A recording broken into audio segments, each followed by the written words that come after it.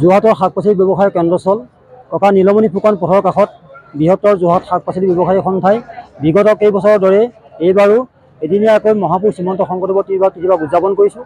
গুৰুজনাৰ এই পবিত্ৰ তিথিভাগৰ জৰিয়তে বৰ্তমান আমাৰ সমাজত যি মানৱীয় মূল্যবোধ অৱক্ষয় কৰিছে তাৰ প্ৰতি লক্ষ্য ৰাখি আমি সকলোৰে লগত মৰম চেনেহ আৰু ভাতৃত্ববোধৰ এনাৰ্জিডাল অধিক শক্তিশালী আৰু টনকিয়াল কৰিবলৈ বিচাৰিছোঁ।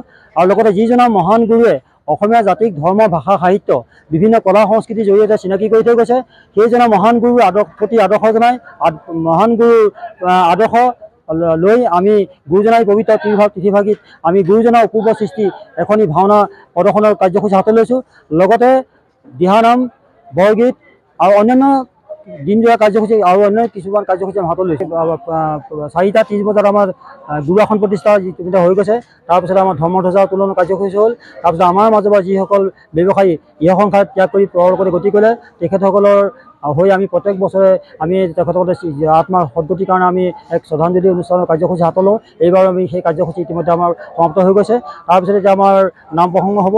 নাম প্ৰসংগৰ পিছতে আমাৰ প্ৰায় সন্ধিয়া 5টা বজাৰ পৰা আমাৰ বৰগীত দিহানাম আৰু ৰাতি 8:30 বজাত ভাওনা আমি প্ৰদৰ্শন হ'ব। যোৰহাট নগৰ আমি শোভাযাত্ৰা ধৰ্মীয় শোভাযাত্ৰা আমি উলিয়াইছিলোঁ 65 সহিতে।